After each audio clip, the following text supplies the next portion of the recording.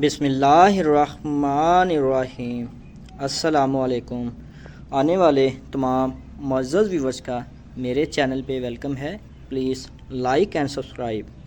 یہاں ایک اسلامی فکری کہانی ہے جو ایمان، علم اور روحانی ترقی کے موضوعات کو تلاش کرتی ہے۔ الفارابی کا سفر، علم اور روحانی روشن خیالی کی تلاش۔ بغداد کی ہلچل مچانے والے شہر میں الفارابی نامی نوجوان کو علم حاصل کرنے کی سلوکتی خواہش نے ہڑپ کر لیا۔ وہ انسانی فہم کی وسیع وسعت سے متوجہ تھا اور حکمت کے لیے اس کی پیاس بے مثال تھی۔ الفارابی کے علم کی جستجو نے انہیں اپنے زمانے کے عظیم ترین اسکالرز کو تلاش کرنے پر مجبور کیا۔ ان کے علم کے وسیع ذخیرے سے سیکھنے کی امید میں ایک دن شہر کے مشہور بازار میں گھومتے ہوئے الفارابی نے ایک چھوٹی سی غیر معمولی کتابوں کی دکان سے ٹھوکر کھائی۔ وہ دروازے کے اوپر موجود نشان حکمت کا گھر متجسس ہو کر اس نے دروازہ کھولا اور اندر داخل ہوئے۔ دکان کی روشنی مدھم تھی۔ کتابوں کے شیلفوں پر الماریوں کے ساتھ جو چھت تک پھیلی دکھائی دیتی تھی۔ ہوا پارچمنٹ اور سیاہی کی خوشبو سے موٹی تھی۔ الفارابی کی آنکھیں پھیل گئیں جب انہوں نے شیلفوں کو سکین کیا۔ مجموعہ کے سراسر دائرہ کار میں انہوں نے فلکیات، ریاضی، طب، فلسفہ اور ادب پر جلدیں دیکھی ہیں۔ ان کا دل جوش سے دھڑکتا ہوا مالک کے پاس پہنچا، ایک بزرگ آدمی جس کا چہرہ مہربان تھا اور اس کی آنکھوں میں چمک تھی۔ السلام علیکم، الفارابی نے احترام سے سلام کرتے ہوئے کہا۔ بوڑھا آدمی مسکرایا۔ وعلیکم السلام، اس نے جواب دیا۔ میری شائستہ دکان میں خوش آمدید۔ میں آپ کی مدد کیسے کر سکتا ہوں؟ الفارابی نے علم حاصل کرنے کی اپنی خواہش کی وضاحت کی اور پوچھا کہ کیا بوڑھا آدمی مطالعہ کا مشورہ دے سکتا ہے؟ تو بوڑھے آدمی نے سر ہلاتے ہوئے غور سے سنا۔ آپ حکمت کے متلاشی ہیں، اس نے کہا۔ میرے پاس آپ کے لیے صرف ایک چیز ہے۔ وہ الفارابی کو دکان کے ایک حصے کی طرف لے گیا جس میں چمڑے کے کپڑوں سے بھرا ہوا تھا۔ انہوں نے کہا، یہ امام غزالی رحمۃ اللہ علیہ کے کام ہیں۔ ہمارے وقت کے سب سے بڑے عالم حضرت امام غزالی رحمۃ اللہ علیہ تھے۔ وہ دینیات، فلسفہ اور روحانیت پر ان کی تحریریں آپ کے سفر کا ایک بہترین نقطہ آغاز ثابت ہوں گی۔ الماریوں کو سکین کرتے ہوئے الفارابی کی آنکھیں چمک اٹھیں۔ اس نے کئی جلدیں منتخب کیں اور بوڑھے آدمی سے خرید لیں۔ پھر دکان سے نکلتے ہوئے اس نے جوش اور گھبراہٹ کا احساس کیا۔ آگے کیا ہے؟ کیا وہ ان کاموں میں پیش کیے گئے پیچیدہ خیالات کو سمجھ سکے گا؟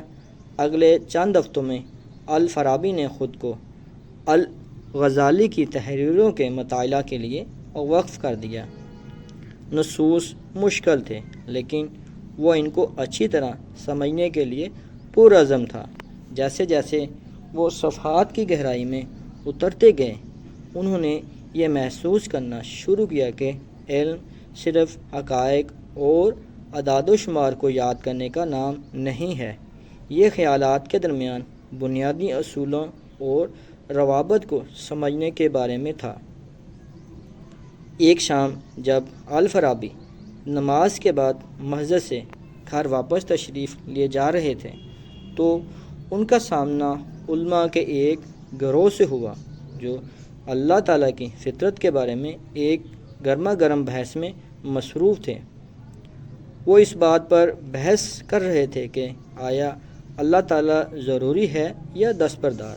آیا وہ آزادانہ طور پر موجود ہے یا اپنے وجود کے لیے کسی اور چیز پر منحصر ہے؟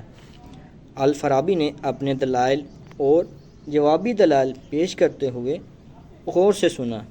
انہوں نے یہ محسوس کیا کہ یہ بحث صدیوں سے چلی آ رہی ہے اور علماء کے درمیان اس پر کوئی واضح اتفاق نہیں ہے۔ اس سے اس کے اندر تجسس کا احساس پیدا ہوا۔ اللہ تعالیٰ کے وجود کی حقیقت کیا تھی؟ انہوں نے یہ فیصلہ کیا کہ بحث میں شامل علماء میں سے کسی ایک سے رہنمائی طلب کی جائے۔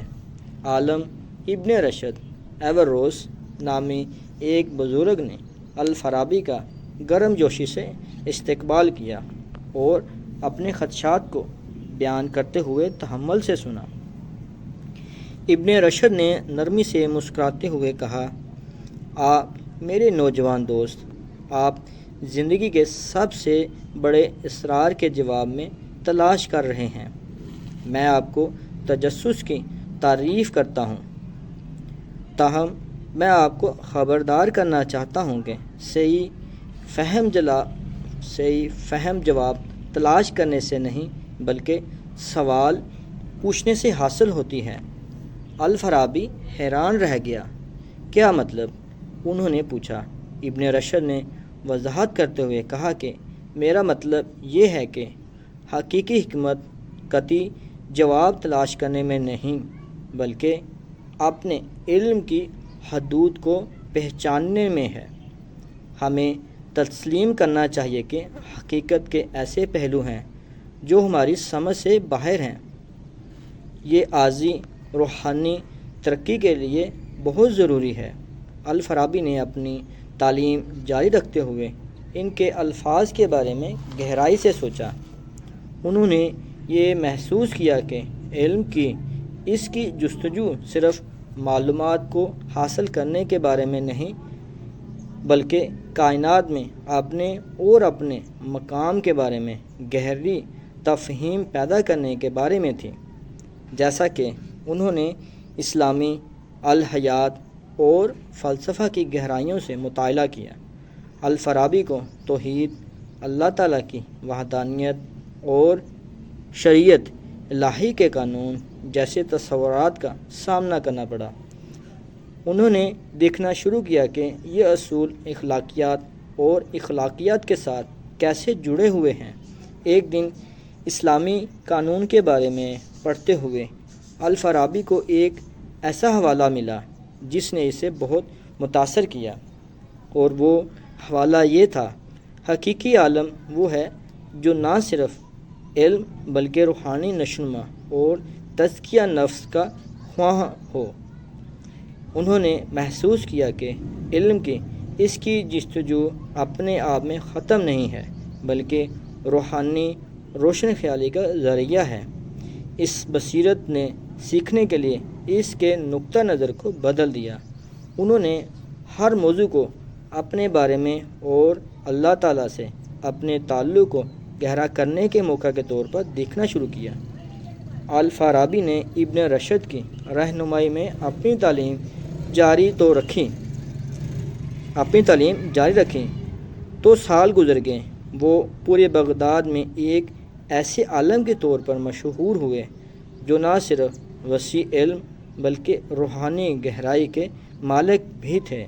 ایک دن ابن رشد نے الفارابی کو اپنے حجرے میں بلایا اور چمڑے سے بندھی ایک چھوٹی سی کتاب ان کے حوالے کی۔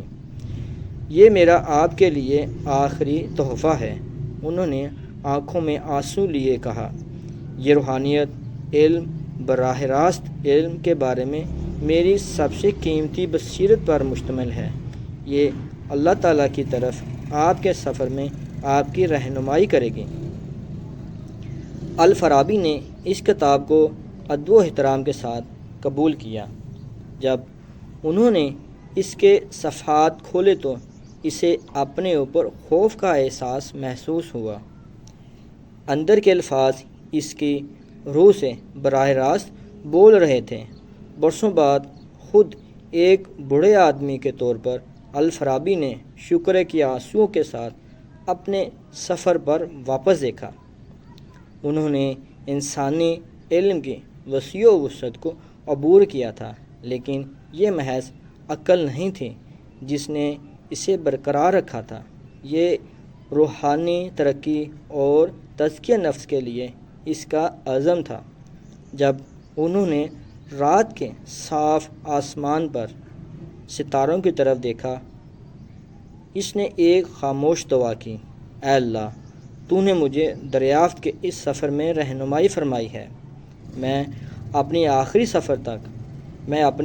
سانس تک تیری محبت میں ثابت قدم رہوں، اور اس طرح الفارابی کی کہانی روحانی عقیدت کے ساتھ مل کر فکری تجسس کی طاقت کا ثبوت بن گئی۔ ایک یاد دہانی کہ حقیقی حکمت صرف علم حاصل کرنے میں نہیں ہے، بلکہ زندگی کے ہر معاملے میں اللہ تعالیٰ کی رہنمائی حاصل کرنے میں ہے۔ آخر میں یہ کہانی اسلامی روایات میں روحانی ترقی کے ساتھ مل کر فکری تجسس کی اہمیت کو اجاگر کرتی ہے، اور یہ کہانی اس بات پر زور دیتی ہے کہ حقیقی حکمت صرف علم حاصل کرنے میں نہیں، بلکہ زندگی کے ہر مرحلے میں اللہ تعالیٰ کی رہنمائی حاصل کرنے میں ہے۔ اس کہانی میں آپ کو بتایا گیا کس طرح اسلامی الحیات اور فلسفے کو ذاتی ترقی اور خود کی عکاسی کے لیے اوزار کے طور پر استعمال کیا جا سکتا ہے۔ اس پوری داستان میں ہم فارابی کے سفر کو صرف علم حاصل کرنے پر مذکور ہوتے ہوئے دیکھتے ہیں، جہاں وہ فکری تحقیقات کے ذریعے روحانی روشن خیالی حاصل کرتے ہیں۔ ان کے تجربات یہ بتاتے ہیں کہ اسلامی تصورات جیسے توحید، اللہ تعالیٰ کو ایک ماننا، وحدت اور شریعت الہی قانون کو اخلاقی زندگی کے رہنما اصولوں کے طور پر کیسے استعمال کیا جا سکتا ہے۔ یہ کہانی یہ بھی ظاہر کرتی ہے کہ کس طرح علم کی تلاش صرف فکری تصورات پر عبور حاصل کرنے کے بارے میں نہیں، بلکہ جذباتی ذہانت، ہمدردی اور دوسروں کے لیے ہمدردی پیدا کرنے کے بارے میں ہے۔